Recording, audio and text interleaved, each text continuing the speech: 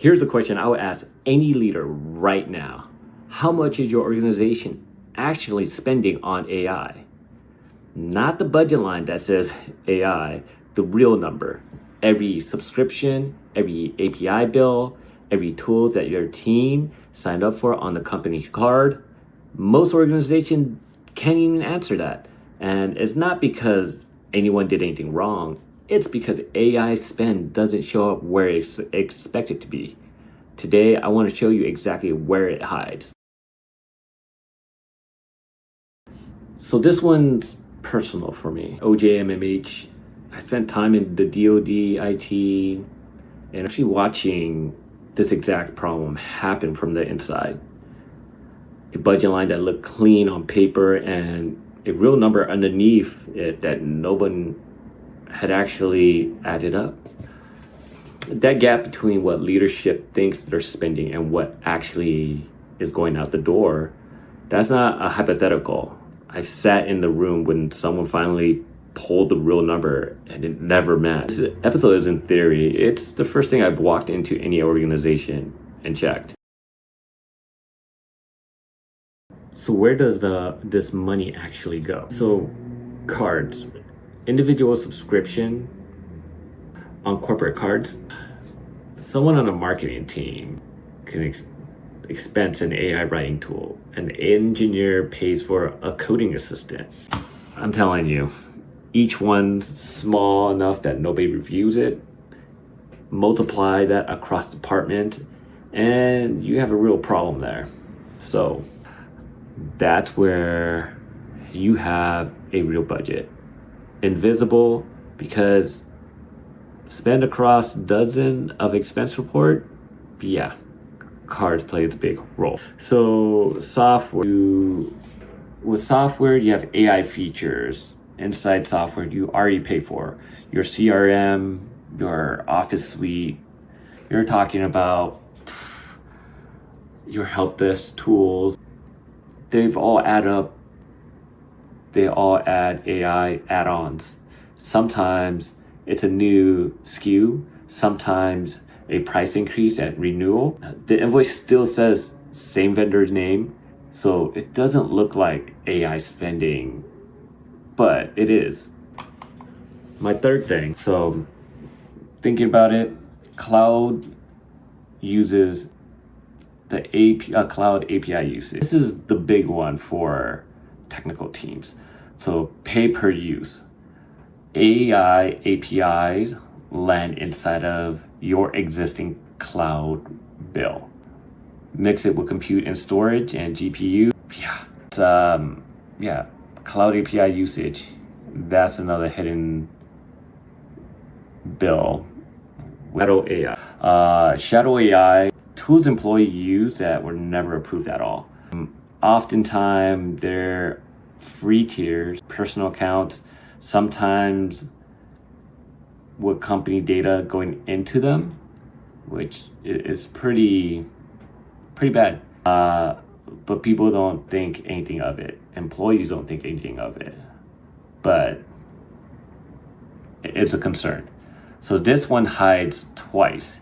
It's not in the budget and it's not in your risk picture either. So just because it's not there, someone in the office is using it, and someone in the office is probably throwing corporate data or company's data into this chat box, and that's no good. Right. And our fifth people. So time nobody invoices.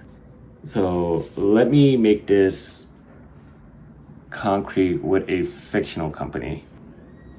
I'll call it High Hope. Mid-size, a few hundred employees, nothing unusual. On paper, High Hope's AI budget is one line. Enterprise AI Assistant contract. But look closer. Marketing has 3 subscription tools on card. Engineering has API usage behind and buried in the cloud bill. CRM renewal quietly add an AI SKU, do they let you know? No. If you're not paying attention to that invoice, you probably won't see it. You probably won't notice it. And a survey would find employee using tools nobody approved. If the point isn't the exact number, high hope is made up. The point is a pattern. The invisible or the visible line is a fraction of the real spend. And every hidden piece is also an ungoverned piece. So what do you actually do? 3 steps. None of them require buying anything. All right. Step 1, pull 12 months expense report, card statement, search for AI vendors. That alone surprises most finance teams. Ask every department head one question. What AI tools does your team use? Approve or not? Ask it without punishment attached, or you will get answers instead of true ones. We want the true ones.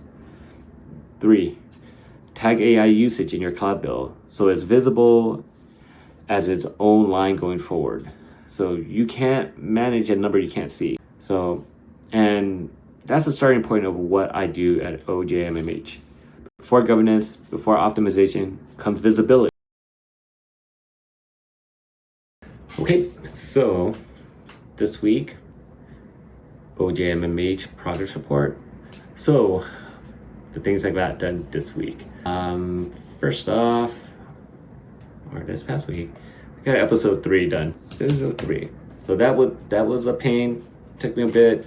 Had a lot going on with that, with life, work, you name it. It just kept on coming. Next, I got my statement of information filed today, or I think it was like 2 days ago. Finish up merger of my website to GitHub. I'm excited that I got that done. So I just got Microsoft 365, my email inbox from Northwestern over to Microsoft, and Google Workspace over to Microsoft. Figured because most of my clients are going to be in the Microsoft ecosystem. So that's currently in progress.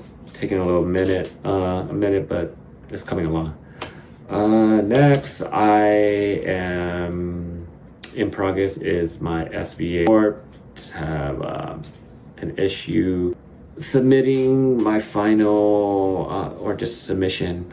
So have their support help me out. Hopefully they get back. Checked early today. No comments. And editing this video. Editing episode 004. So yeah, that's in progress. Yeah, assessments. I'm currently working on some assessment toolkits right now, and I'm pretty much gonna get a video going on that. I have in progress.